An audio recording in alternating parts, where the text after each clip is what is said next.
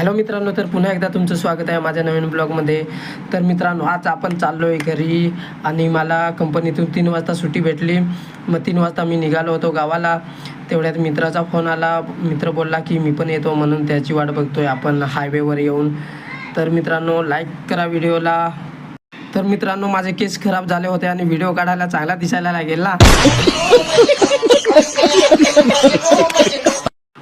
आम्ही सतत 3 वाजेपासून गाडीवर प्रवास करत होतो, म्हणून आम्हाला भूक लागली. मग आम्ही वडापावच्या दुकानावर गाडी थांबवली आणि वडापाव घेतले. तर मित्रांनो, बघू शकता आता आम्ही पाईपलाईनला पोचलो आहे आणि वडापाव खातो. तर मित्रांनो, व्हिडिओ आवडल्यास व्हिडिओला लाईक करा आणि आतापर्यंत चॅनलला सबस्क्राईब केले नसेल तर चॅनलला सबस्क्राईब करून ठेवा आणि बेल आयकन दाबायला विसरू नका.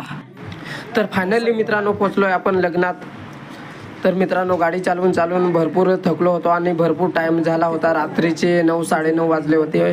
मग मी पोचलो आणि भूक लागलेली होती, म्हणून मी सगळ्यात आधी तर जेवायला गेलो.